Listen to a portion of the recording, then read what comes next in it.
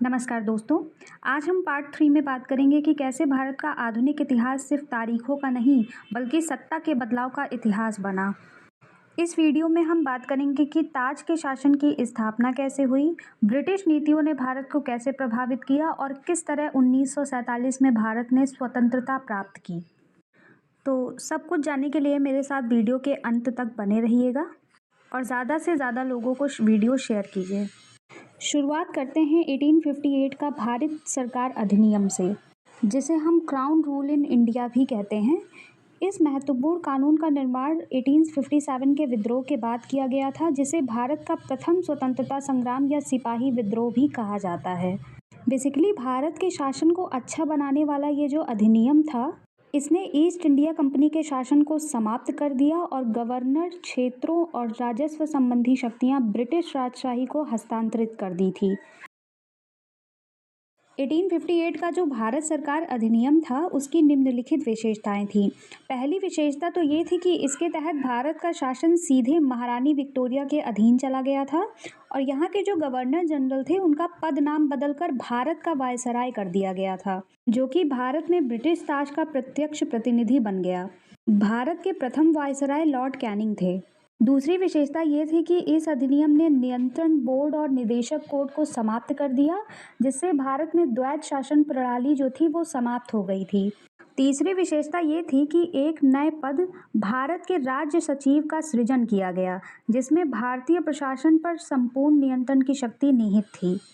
ये जो सचिव होता था वो ब्रिटिश कैबिनेट का सदस्य होता था और अंततः ब्रिटिश संसद के प्रति उत्तरदायी था। चौथी विशेषता इसकी ये थी कि भारत सचिव की सहायता के लिए 15 सदस्यीय परिषद का गठन किया गया, जो एक सलाहकार परिषद थी। परिषद का जो अध्यक्ष होता था वो भारत सचिव को बनाया गया था। पांचवी विशेषता ये थी कि इस कानून के तहत भारत सचिव की परिषद का गठन किया गया, जो एक निगमित निकाय थी और जिसे भारत और इंग्लैंड में मुकदमा करने का अधिकार था। इस पर भी मुकदमा किया जा सकता था। तो बेसिकली 1858 यानी कि 1858 के कानून का प्रमुख उद्देश्य प्रशासनिक मशीनरी में सुधार करना था, जिसके माध्यम से इंग्लैंड में भारतीय सरकार का अधीक्षण और उसका नियंत्रण हो सकता था। इसने भारत में प्रचलित शासन प्रणाली में कोई विशेष परिवर्तन नहीं किया था। अब बात करते हैं इंडियन काउंसिल्स एक्ट 1861 यानी कि 1861 का भारत परिषद अधिनियम। ये जो अधिनियम था, ये बेसिकली 1857 की महान क्रांति के बाद ब्रिटिश सरकार ने महसूस किया कि भारत शासन चलाने के लिए भारतीयों का सहयोग लेना आवश्यक है। इसलिए इस सहयोग नीति के तहत ब्रिटिश संसद ने 1861, 1892 और 1909 में 3 नए अधिनियम पारित किए थे। 1861 का जो भारत परिषद अधिनियम था, वो भारतीय संवैधानिक और राजनीतिक इतिहास में एक महत्वपूर्ण अधिनियम था। इस अधिनियम की निम्नलिखित विशेषताएं थीं। पहली तो ये थी कि इसके द्वारा कानून बनाने की प्रक्रिया में भारतीय प्रतिनिधियों को शामिल करने की शुरुआत हुई और इस प्रकार वायसराय कुछ भारतीयों को विस्तारित परिषद में गैर सरकारी सदस्यों के रूप में नामांकित कर सकता था। 1862 में लॉर्ड कैनिंग ने 3 भारतीयों को शामिल किया था इसमें। पहले थे बनारस के राजा, दूसरे थे पटियाला के महाराजा और तीसरे थे सर दिनकर राव। इन तीनों को विधान परिषद में मनोनीत किया गया था। दूसरी विशेषता ये थी कि इस अधिनियम के तहत मद्रास और बम्बई प्रेसिडेंसियों को विधायी शक्तियां पुनः देकर विकेंद्रीकरण की प्रक्रिया की शुरुआत की गई। इस विधायी विकास की नीति के कारण 1937 तक प्रांतों को संपूर्ण आंतरिक स्वायत्तता हासिल हो गई थी। तीसरी विशेषता ये थी कि बंगाल, उत्तर पश्चिम सीमा प्रांत और पंजाब में क्रमशः 1862 और 1866 और 1897 में विधान परिषदों का गठन किया गया था। चौथी विशेषता ये थी कि इसने वायसराय को परिषद में कार्य संचालन के लिए अधिक नियम और आदेश बनाने की शक्तियां प्रदान की। इसमें लॉर्ड कैनिंग द्वारा 1859 में प्रारंभ की गई पोर्टफोलियो प्रणाली को भी मान्यता दी गई थी। इसके अंतर्गत बेसिकली वायसराय की परिषद का एक सदस्य एक या अधिक सरकारी विभागों का प्रभावी बनाया जा सकता था और उसे इस विभाग में काउंसिल की ओर से अंतिम आदेश पारित करने का अधिकार होता था। पांचवी विशेषता ये थी कि इसने वायसराय को आपातकाल में बिना काउंसिल की संस्तुति के अध्यादेश जारी करने के लिए अधिकृत किया गया और ऐसे अध्यादेश की अवधि मात्र 6 महीने होती थी।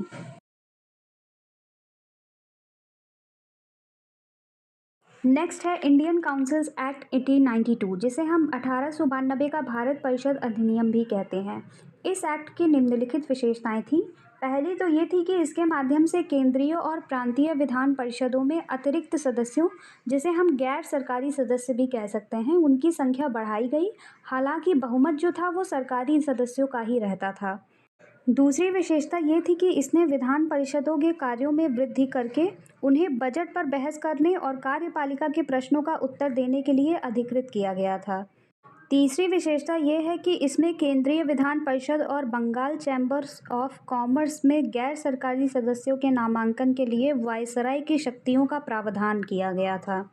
और प्रांतीय विधान परिषद में गवर्नर को जिला परिषद, नगरपालिका, विश्वविद्यालय, व्यापार संघ, जमींदार और चैम्बर ऑफ कॉमर्स की सिफारिशों पर गैर सरकारी सदस्यों को नियुक्त करने की शक्ति थी। बेसिकली इस अधिनियम ने केंद्रीय और प्रांतीय विधान परिषदों दोनों में गैर सरकारी सदस्यों की नियुक्ति के लिए एक समिति और परोक्ष रूप से चुनाव का प्रावधान किया गया। हालांकि चुनाव शब्द का प्रयोग अधिनियम में नहीं हुआ था। इसे निश्चित निकायों की सिफारिश पर की जाने वाली नामांकन की प्रक्रिया भी कहा गया है।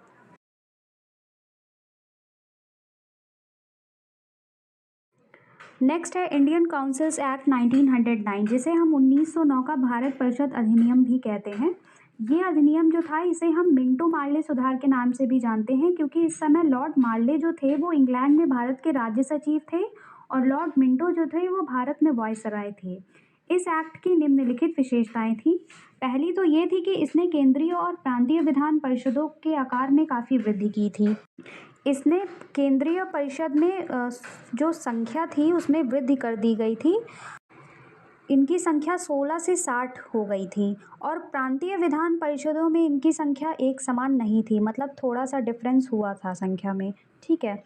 दूसरी विशेषता ये थी कि इसने केंद्रीय परिषद में सरकारी बहुमत को बनाए रखा, लेकिन प्रांतीय परिषदों में गैर सरकारी सदस्यों के बहुमत की अनुमति थी। तीसरी विशेषता ये थी कि इसने दोनों स्तरों पर विधान परिषदों के कार्यों का दायरा बढ़ाया। उदाहरण के तौर पर देखा जाए तो अनुपूरक प्रश्न पूछना, बजट पर संकल्प रखना आदि जैसे मामलों को इसमें जोड़ा गया था। चौथी विशेषता ये थी कि इस अधिनियम के अंतर्गत पहली बार किसी भारतीय को वायसराय और गवर्नर कार्य परिषद के साथ एसोसिएशन बनाने का प्रावधान किया गया था। सत्येंद्र प्रसन्न सिन्हा जो थे वो वायसराय की कार्यपालिका परिषद के प्रथम भारतीय सदस्य बने। उन्हें बेसिकली विधि सदस्य बनाया गया था। पांचवी विशेषता ये थी कि इस अधिनियम में पृथक निर्वाचन के आधार पर मुस्लिमों के लिए सांप्रदायिक प्रतिनिधित्व का प्रावधान किया गया था। इसके अंतर्गत मुस्लिम सदस्यों का चुनाव मुस्लिम मतदाता ही कर सकते थे। इस प्रकार इस अधिनियम ने सांप्रदायिकता को वैधानिकता प्रदान की और लॉर्ड मिंटो को सांप्रदायिकता निर्वाचन के जनक के रूप में जाना गया। छठी विशेषता इसकी ये थी कि इसने presidency corporation, chambers of commerce, विश्वविद्यालयों और जमींदारों के लिए अलग प्रतिनिधित्व का प्रावधान भी किया था।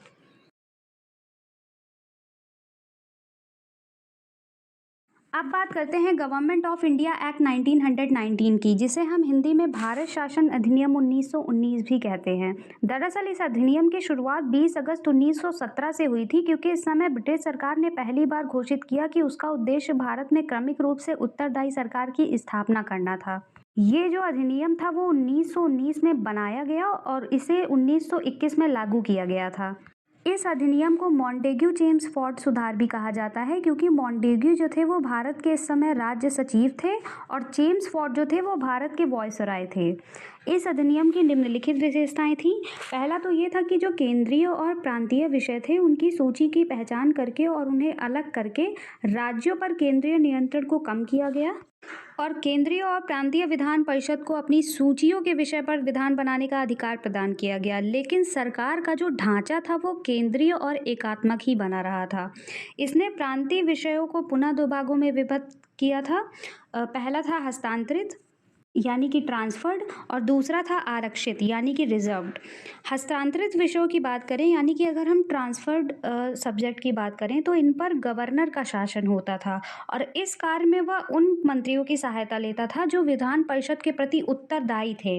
अगर हम आरक्षित विषयों की बात करें, यानी कि रिजर्व्ड सब्जेक्ट जो होते थे, उन पर गवर्नर कार्यपालिका परिषद की सहायता से शासन करता था, जो विधान परिषद के प्रति उत्तरदायी नहीं थी। शासन की इस दोहरी व्यवस्था को द्वैत शासन व्यवस्था कहा गया। हालांकि ये जो व्यवस्था थी वो काफ़ी हद तक असफल साबित हुई थी। इस अधिनियम ने पहली बार देश में द्विसदनीय व्यवस्था और प्रत्यक्ष निर्वाचन की व्यवस्था प्रारंभ की। इस प्रकार विधान परिषद के स्थान पर द्विसदनीय व्यवस्था यानी लोकसभा और राज्यसभा का गठन किया गया था। दोनों सदनों के बहुसंख्यकों को प्रत्यक्ष निर्वाचन के माध्यम से निर्वाचित किया जाता था। इस अधिनियम के अनुसार वायसराय की कार्यकारी परिषद के 6 सदस्यों में से 3 को भारतीय होना आवश्यक था। ये जो अधिनियम था, इसने सांप्रदायिक आधार पर सिखों, भारतीय ईसाइयों, आंग्ल भारतीयों और यूरोपियों के लिए भी पृथक निर्वाचन के सिद्धांतों को विस्तारित किया। और इस अधिनियम ने, इस कानून ने संपत्ति कर या शिक्षा के आधार पर सीमित संख्या में लोगों को मताधिकार प्रदान किया। इस कानून ने लंदन में भारत के उच्चायुक्त के कार्यालय का सृजन भी किया था, और अब तक भारत सचिव द्वारा किए जा रहे कुछ कार्यों को उच्चायुक्त को स्थानांतरित कर दिया गया। मतलब जो अभी तक भारत सचिव द्वारा काम किया जाता था, उनके कुछ कार्यों को उच्चायुक्त को स्थानांतरित कर दिया गया था। इस अधिनियम के माध्यम से एक लोक सेवा आयोग का भी गठन किया गया था। अतः 1926 में सिविल सेवकों की भर्ती के लिए केंद्रीय लोक सेवा आयोग का गठन किया गया। इस अधिनियम ने पहली बार केंद्रीय बजट को राज्यों के बजट से अलग कर दिया और राज्य विधानसभाओं को अपना बजट स्वयं बनाने के लिए अधिकृत कर दिया। ये जो अधिनियम था, इसके अंतर्गत एक वैधानिक आयोग का गठन किया गया था, जिसका कार्य 10 वर्ष बाद जांच करने के बाद अपनी रिपोर्ट को प्रस्तुत करना था। Simon Commission in 1927 to 1928। British सरकार ने नवंबर 1927 में नए संविधान में भारत की स्थिति का पता लगाने के लिए सर जॉन साइमन के नेतृत्व में 7 सदस्यीय वैधानिक आयोग के गठन की घोषणा की। आयोग के सभी सदस्य ब्रिटिश थे, इसलिए सभी दलों ने इसका बहिष्कार किया।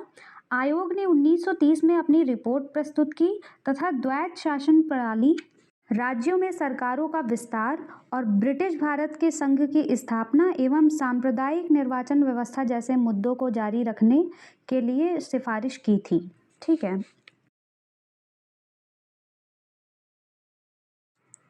Communal award 1932। ब्रिटिश प्रधानमंत्री रैमजे मैकडॉनल्ड ने अगस्त 1932 में अल्पसंख्यकों के प्रतिनिधित्व पर एक योजना की घोषणा की।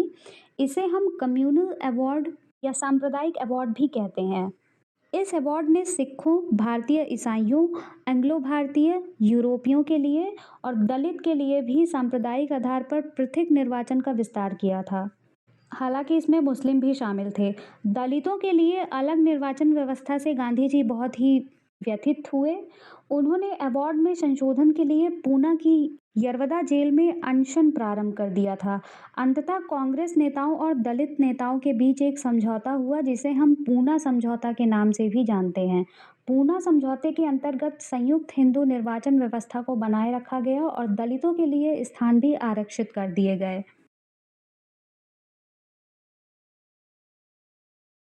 अब बात करते हैं government of India act in 1935, जिसे हम भारत शासन अधिनियम 1935 भी कहते हैं। ये अधिनियम भारत में पूर्ण उत्तरदायी सरकार के गठन में एक मील का पत्थर साबित हुआ है। ये एक लंबा और विस्तृत दस्तावेज था, जिसमें 321 धाराएं और 10 अनुसूचियां थीं। इस अधिनियम की निम्नलिखित विशेषताएं हैं। पहली तो ये है कि इसने अखिल भारतीय संघ की स्थापना की, जिसमें राज्य और रियासतों को इकाई की तरह माना गया। अधिनियम ने केंद्र और इकाइयों के बीच 3 सूचियों, यानी कि संघीय सूची जिसमें 59 विषय थे, राज्य सूची जिसमें 54 विषय थे और समवर्ती सूची, दोनों के लिए मिलाकर के इसमें 36 विषय थे। इसके आधार पर शक्तियों का बंटवारा कर दिया था और अवशिष्ट शक्तियां जो थी वो वायसराय को दे दी गई थी। हालांकि ये जो संघीय व्यवस्था थी वो कभी अस्तित्व में नहीं आई, क्योंकि देशी रियासतें जो थी उन्होंने इनमें शामिल होने से इनकार कर दिया था। दूसरी विशेषता ये थी कि इसने प्रांतों में द्वैत शासन व्यवस्था समाप्त कर दी थी तथा प्रांतीय स्वायत्तता का शुभारंभ किया था। राज्यों को अपने दायरे में रहकर स्वायत्त तरीके से 3 पृथक क्षेत्रों में शासन का अधिकार दिया गया। राज्यों में उत्तरदायी सरकार की स्थापना की गई, यानी कि गवर्नर को विधान परिषदों के लिए उत्तरदायी मंत्रियों की सलाह पर काम करना आवश्यक था। ये व्यवस्था 1937 में शुरू की गई थी और 1939 में इसे समाप्त कर दिया गया था। तीसरी विशेषता ये थी कि इसने केंद्र में द्वैत शासन प्रणाली का आरंभ किया। परिणाम स्वरूप ये हुआ कि संघीय विषयों को स्थानांतरित और आरक्षित विषयों को विभक्त करना पड़ा था। हालांकि ये जो प्रावधान था वो कभी लागू ही नहीं हो पाया। चौथी विशेषता ये थी कि इस अधिनियम ने 11 राज्यों में से 6 राज्यों में द्विसदनीय व्यवस्था प्रारंभ की। इस प्रकार बंगाल, बम्बई, मद्रास और बिहार और संयुक्त प्रांत और असम में द्विसदनीय विधान परिषद और विधानसभा बन गई थी। हालांकि इन पर कई प्रकार के प्रतिबंध भी लगे हुए थे। पांचवी विशेषता इस अधिनियम की ये थी कि इसने दलित जातियों और महिलाओं और मजदूर वर्ग के लिए अलग से निर्वाचन की व्यवस्था करके सांप्रदायिक प्रतिनिधित्व व्यवस्था का विस्तार किया था। छठी विशेषता ये थी कि इसने भारत शासन अधिनियम 1858 द्वारा स्थापित भारत परिषद को समाप्त कर दिया और इंग्लैंड में भारत सचिव को सलाहकारों की टीम मिल गई थी। सातवीं विशेषता ये है इसकी कि इसने मताधिकार का विस्तार किया। लगभग 10% जनसंख्या को मताधिकार मिलने लगा था अब। आठवीं विशेषता इसकी ये है कि इसके अंतर्गत देश की मुद्रा और साख पर नियंत्रण के लिए भारतीय रिजर्व बैंक, जिसे हम RBI भी कहते हैं, उसकी स्थापना की गई थी। नौवीं विशेषता ये है कि इसने न केवल संघीय लोक सेवा आयोग का गठन किया बल्कि प्रांतीय लोक सेवा आयोग का भी गठन किया था। 2 या अधिक राज्यों के लिए संयुक्त सेवा आयोग की भी स्थापना की गई थी। इसके तहत 1937 में संघीय न्यायालय की भी स्थापना की गई थी।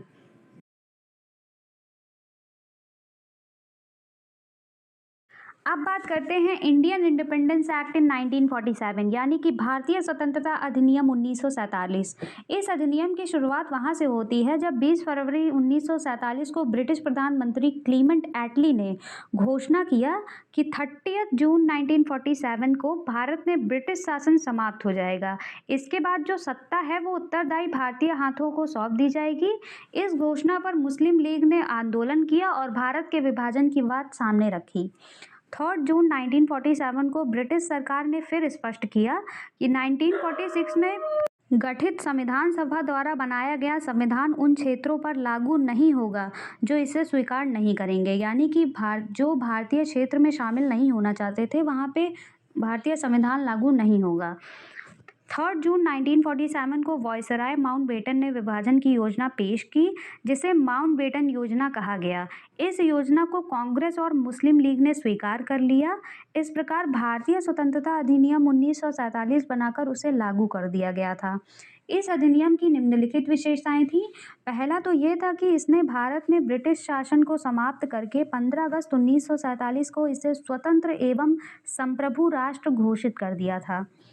दूसरी विशेषता ये थी कि इसने भारत का विभाजन करके 2 स्वतंत्र डोमिनियन संप्रभु राष्ट्र भारत और पाकिस्तान का सृजन किया, जिन्हें ब्रिटिश राष्ट्रमंडल से अलग होने की स्वतंत्रता मिल गई थी। अगर आप डोमिनियन और संप्रभु राष्ट्र का कॉन्सेप्ट समझना चाहते हैं तो लिंक डिस्क्रिप्शन में है, आप उस वीडियो को देख करके अपना कॉन्सेप्ट क्लियर कर सकते हैं। ये जो अधिनियम था इसने वायसराय का पद समाप्त कर दिया और उसके स्थान पर दोनों डोमिनियन राज्य में गवर्नर जनरल के पद का सृजन किया, जिसकी नियुक्ति नए राष्ट्र के कैबिनेट की सिफारिश पर ब्रिटेन के ताज को करनी थी। इन पर ब्रिटेन की सरकार का कोई नियंत्रण नहीं होना था। ये जो अधिनियम था इसने दोनों डोमिनियन राज्यों में संविधान सभाओं को अपने देशों का संविधान बनाने और उसके लिए किसी भी देश के संविधान को अपनाने की शक्ति दी थी, यानी कि ये दोनों अलग अलग अपना संविधान बना सकते हैं और वो किसी भी देश के संविधान की विशेषताओं को अपने संविधान में ग्रहण कर सकते हैं। इस विषय के बारे में उन्हें आज़ादी दी गई थी। ठीक है, ये जो सभाएं थीं इनको ये भी शक्ति दी गई थी कि वो किसी भी ब्रिटिश कानून को समाप्त करने के लिए कानून बना सकती हैं। ठीक है, उन्हें स्वतंत्रता अधिनियम को भी निरस्त करने का अधिकार दिया गया था। और इसने ये भी कहा कि दोनों डोमिनियन राज्यों की संविधान सभाओं को ये शक्ति प्रदान की गई है कि वे नए संविधान का निर्माण एवं कार्यान्वित होने तक अपने अपने संबंधित क्षेत्रों के लिए विधानसभा बना सकती हैं। यानी कि उनका जब तक संविधान तैयार नहीं हो जाता तब तक वो अपने क्षेत्रों के लिए विधानसभा को बना सकती हैं। ठीक है। अतः 15 अगस्त 1947 के बाद ब्रिटिश संसद में पारित हुआ कोई भी अधिनियम दोनों डोमिनियन पर तब तक लागू नहीं होगा जब तक कि दोनों डोमिनियन इस कानून को मानने के लिए कानून नहीं बना लेंगे। इस अधिनियम ने ब्रिटेन में भारत सचिव का पद भी समाप्त कर दिया था। इसकी सभी शक्तियां राष्ट्रमंडल मामलों के राज्य सचिव को स्थानांतरित कर दी गई थी। इसने 15 अगस्त 1947 से भारतीय रियासतों पर ब्रिटिश संप्रभुता की समाप्ति की घोषणा की। इसके साथ ही आदिवासी क्षेत्र समझौता संबंधों पर भी ब्रिटिश हस्तक्षेप समाप्त हो गया था। इस अधिनियम ने भारतीय रियासतों को ये स्वतंत्रता दी कि वे चाहे भारत डोमिनियन या पाकिस्तान डोमिनियन में शामिल हों और या तो वो स्वतंत्र भी रह सकती हैं। और इसने एक नया संविधान बनने तक प्रत्येक डोमिनियन में शासन संचालित करने एवं भारत शासन अधिनियम 1935 के तहत उनकी प्रांतीय सभाओं में सरकार चलाने की व्यवस्था भी की थी। हालांकि दोनों डोमिनियन जो थे वो राज्यों को इस कानून में सुधार करने का अधिकार था। इस अधिनियम ने ब्रिटिश शासक को विधेयकों पर मताधिकार और उन्हें स्वीकृत करने के अधिकार से वंचित कर दिया, लेकिन ब्रिटिश शासक के नाम पर गवर्नर जनरल को किसी भी विधेयक को स्वीकार करने का अधिकार प्राप्त था। इसके अंतर्गत भारत के जो गवर्नर जनरल एवं प्रांतीय गवर्नर थे उनको राज्यों का संवैधानिक प्रमुख नियुक्त किया गया था। और ये जो अधिनियम था इसने शाही उपाधि से भारत का सम्राट शब्द भी समाप्त कर दिया और इसने भारत के राज्य सचिव द्वारा सिविल सेवा में नियुक्तियां करने और पदों में आरक्षण करने की प्रणाली को भी समाप्त कर दिया था। अतः 15 अगस्त 1947 से पहले के सिविल सेवा जो कर्मचारी थे उनको वही सुविधाएं मिल रही थीं जो उन्हें पहले से प्राप्त थीं। तो हम कह सकते हैं कि 14 से 15 अगस्त 1947 की मध्य रात्रि को भारत में ब्रिटिश शासन का अंत हो गया और संसद शक्तियां दो नए स्वतंत्र डोमिनियनों भारत और पाकिस्तान को स्थानांतरित कर दी गई थी। लॉर्ड माउंटबेटन जो थे वो भारत के प्रथम गवर्नर जनरल बने और इन्होंने जवाहरलाल नेहरू को भारत के पहले प्रधानमंत्री के रूप में शपथ दिलवाई थी। 1946 में बनी संविधान सभा को स्वतंत्र डोमिनियन भारतीय संसद के रूप में स्वीकार कर लिया गया था। यानी कि जो स्वतंत्र भारत की जो पहली संसद थी वो 1946 में बनी संविधान सभा थी। ठीक है।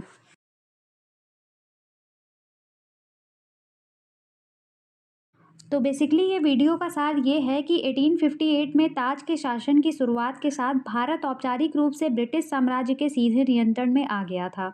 ये दौर एक तरफ आधुनिक प्रशासन, रेलवे और कानून का था तो दूसरी तरफ शोषण, दमन और भारतीयों के अधिकारों के हनन का भी। लेकिन इसी कालखंड में भारत की जनता ने राजनीतिक चेतना विकसित की, राष्ट्रीय आंदोलन को संगठित किया और गांधी, नेहरू, सुभाष पटेल जैसे नेताओं के नेतृत्व में स्वतंत्रता की निर्णायक लड़ाई लड़ी। अंततः वर्षों के संघर्ष, बलिदान और एकता के बाद 15 अगस्त 1947 को भारत ने स्वतंत्रता प्राप्त की। ये यात्रा हमें सिखाती है कि आज़ादी केवल एक तारीख नहीं है बल्कि अनगिनत कुर्बानियों या संघर्षों की विरासत है जिसे समझना और संभाल कर रखना हम सबकी जिम्मेदारी है। अगर आपको ये वीडियो अच्छी लगी है तो प्लीज़ लाइक कीजिए वीडियो को, शेयर कीजिए अपने दोस्तों के साथ और सब्सक्राइब कीजिए मेरे चैनल को फॉर मोर अपडेट के लिए। Thank you. मिलते हैं नेक्स्ट वीडियो में, तब तक के लिए जय हिंद।